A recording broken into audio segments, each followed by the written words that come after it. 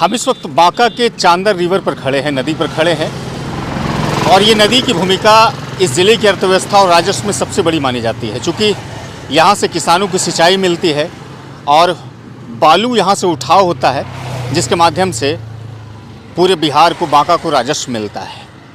हम इस वीडियो में बांका की चर्चा करेंगे। बांका का जो भौगोलिक संरचना है वो लगभग बिहार के ऐसे छोर पर बसा है, दक्षिणी और पूर्वी छोर पर, जहाँ से झारखंड की सीमा ये ज़िला साझा करती है। चूँकि झारखंड खनिज संपदा राज्य माना जाता है और यहाँ से इसकी नज़दीकी भी है, लिहाजा झारखंड के सीमावर्ती क्षेत्र से सटे होने के कारण भी आज भी बांका को पिछड़े ज़िले के रूप में गिना जाता है।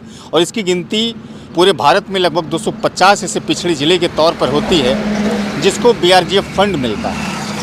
लेकिन जिस तरह से बाढ़ से ये मुक्त क्षेत्र है और विकास की जो रफ्तार से इसको आगे बढ़ना चाहिए था, वो नहीं बढ़ पाया। इसके पीछे कई तरह के कारण बताते हैं। यहाँ रेड कॉरिडोर यानी कि नक्सल प्रभावित क्षेत्र भी माना जाता रहा है ये ज़िला, लेकिन 2024 के वर्ष में इसे गृह मंत्रालय ने मुक्त कर दिया।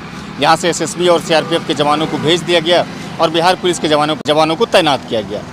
यहीं पर चांदन डैम है, उसके अलावा मंदार पर्वत है, इसके अलावा तिलडिया मंदिर है। ये तमाम चीज़ें ऐसी है जहाँ पर श्रद्धालु और जो पर्यटक हैं उसका ध्यान खींचता है। और ऐसी मान्यता है कि पौराणिक समुद्र मंथन जो हुआ था देवताओं और असुरों के बीच में अमृत प्राप्ति के लिए, महासागर का मंथन यहीं मंदार जो बौसी में स्थित है यहीं पर हुआ था।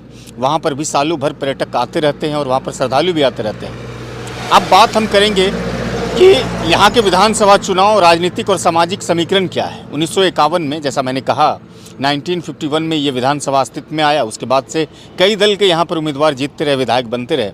मौजूदा वक्त में भारतीय जनता पार्टी का यहाँ पर कब्जा है। राम नारायण मंडल यहाँ पर विधायक हैं। 2024 के लोकसभा की बात करेंगे तो लगभग 3.25 लाख करीब यहाँ पर विधानसभा में वोटर हैं, जिसमें सबसे बड़ी प्रधानता जो है वो यादव की है, अहीरों की है। लगभग 22% बताई जाती है, उसकी सबसे बड़ी निर्णायक भूमिका है। उसके बाद ही मुस्लिम यहाँ पर आते हैं 13 या 14%। इस बार चूँकि 2025 के विधानसभा चुनाव हैं, लिहाजा चर्चा खूब हो रही है कि यहाँ से किस दल के उम्मीदवारों को टिकट मिलेगा और कौन चुनाव जीत पाएंगे।